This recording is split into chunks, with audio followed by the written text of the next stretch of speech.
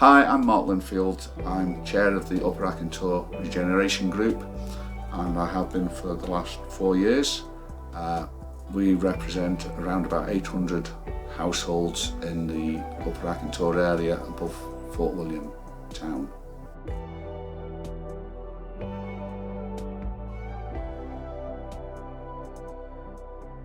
I've been involved with Upper Achintore Regeneration Group since 2019 when it was set up. Originally we were just a local action group, a kind of informal thing that was set up in 2016 to save the local AstroTurf when it was being closed by the council. And it was decided in 2019 when the tenant participation team approached us to set up as a registered tenants organisation, because we get far better support and interactions with Highland Council by being an organisation such as that.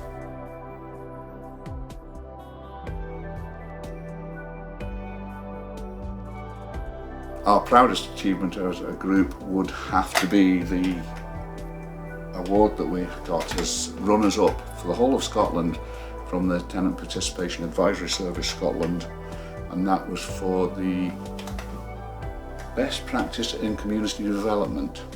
So within the first year of us setting up, we got money from the Green Health Initiative, and it was lockdown early 2020. So we got some gardening packs and things, seed packs, and we distributed them to all the different families, specifically the ones that were in flats and things that didn't have access to gardens, so they could do windowsill gardens. A lot of elderly people with young families, just so it was something that they could get involved with, and it was really good. It brought the community together really well because people were distributing them to their neighbours and things like that in different areas of Upper Achintore.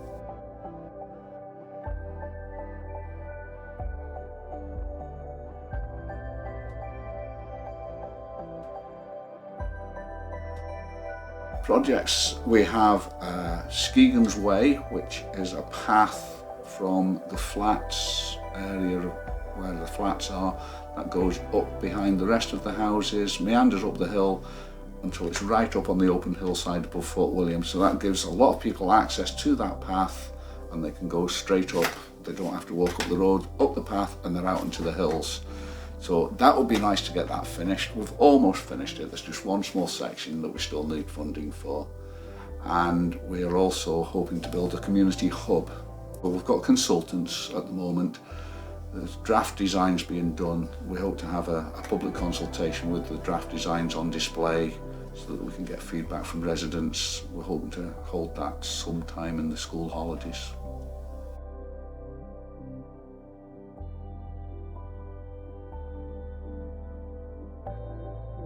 The biggest challenge as being in a resident group is keeping people interested, keeping them motivated.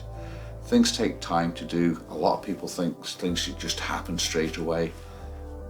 You have to find funding from people, you have to find the right people to speak to in the council, third sector, these sort of things. It all takes time, but you start building experience as a group, and the longer you can keep people in the group, the more experience is growing.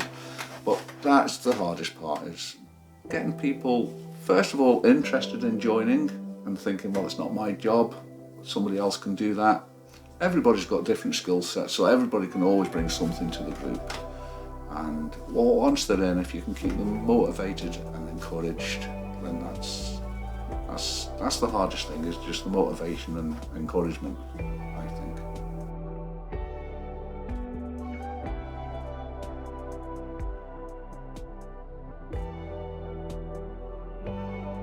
I think far more people are now aware of the issues that are going on in the community. We have a regular Facebook updates over what we're doing, explaining to people why things don't get done instantly, etc.